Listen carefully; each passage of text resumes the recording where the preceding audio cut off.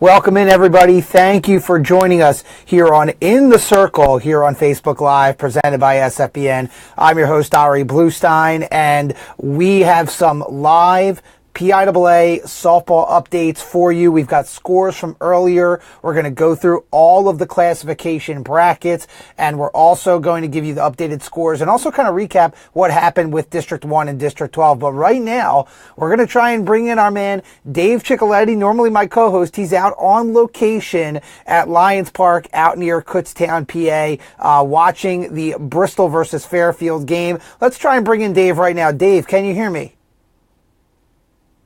I can hear you. Can our viewers hear you? That's the next test. We're going to try that out right now. But what's going on while we're trying to figure out if we can hear you? What's going on in the game right now over there at Lions Field?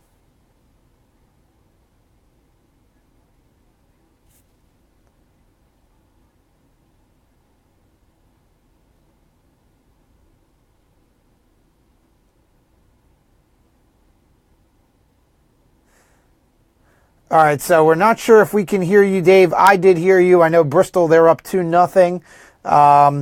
And we'll try and get updates. We'll try and keep you here. We're not hearing you, Dave. But, Dave, what I want you to do is, because we can see you and we can see what's going on, why don't you give us a live look while I go through the brackets here and give us a live look of what's going on for Bristol. Okay, sound good, Dave?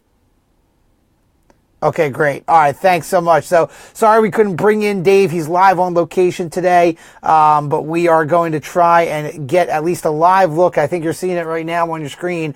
Lions Park in Fleetwood, the Bristol versus Fairfield game. Bristol up 2-0 in that one. So let's start off here. We're going to start with 6A. Now, before we get into the bracket, in fact, just again want to recap what happened with our local teams.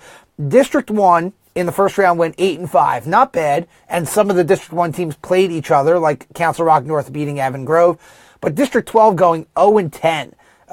Not very good for District 12. In fact, the District 12 teams were outscored 84-9, with the exception of the Masterman team losing 21-15. With the exception of that, 84-9. District 12 was outscored by. That's pretty bad.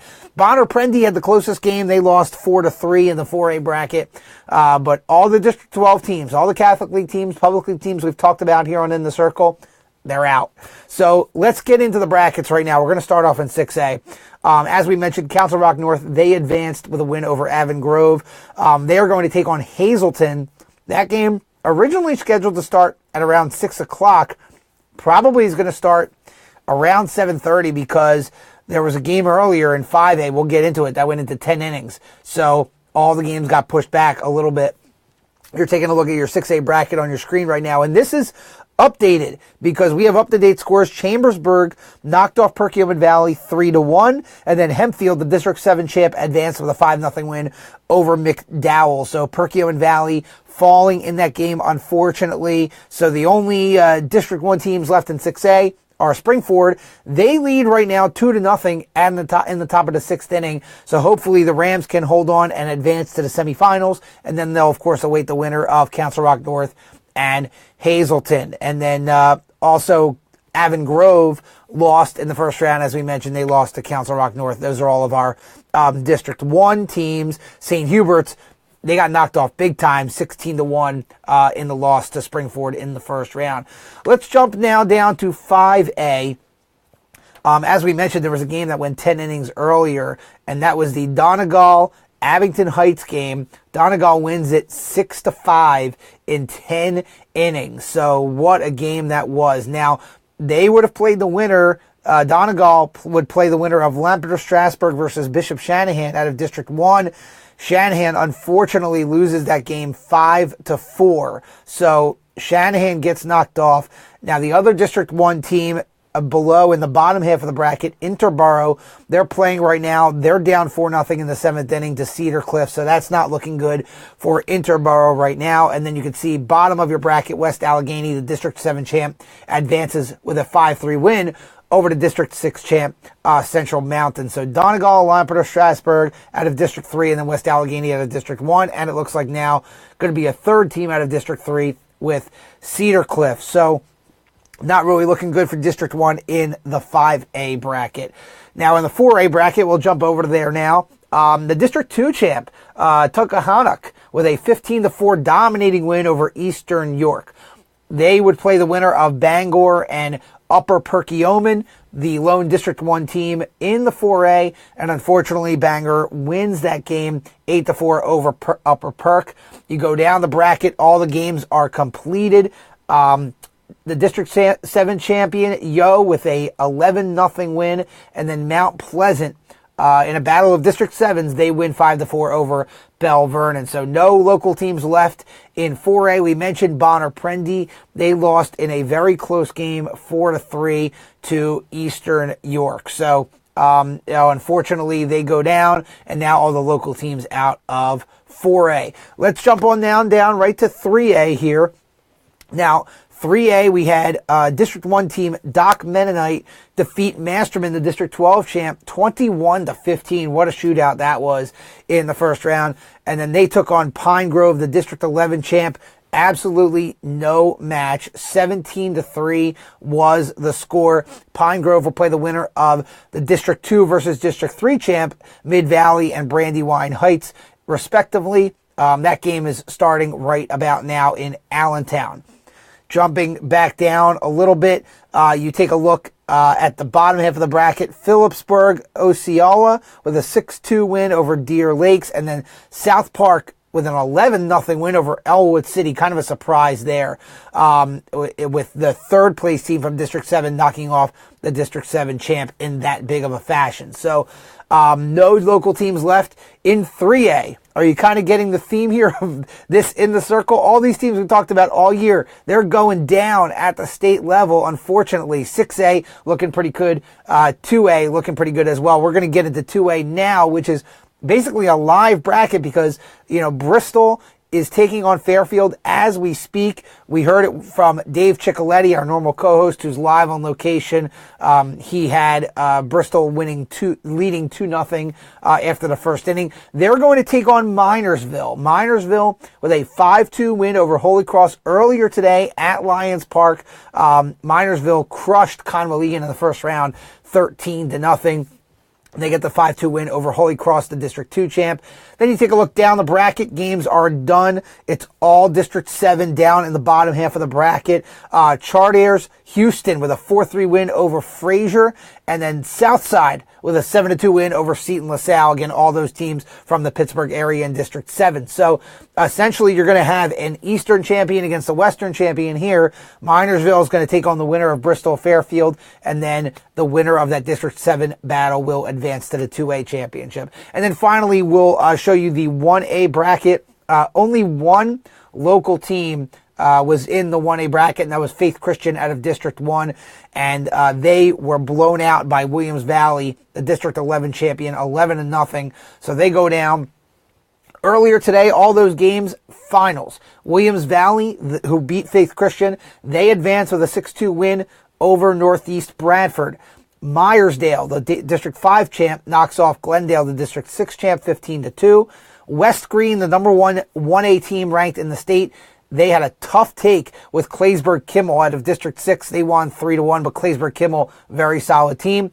And then Dubois Central Catholic with a 9-3 win over the District 10 champ, Commodore Perry. So those are your final four there in 1A. So jumping back into what our local teams have done, District 1 again went 8-5 in that first round, but out of those 8 teams, not a whole lot have advanced. In fact, none of them have advanced to this point. I'm going to try and get here a live final here for Springford. Let's see.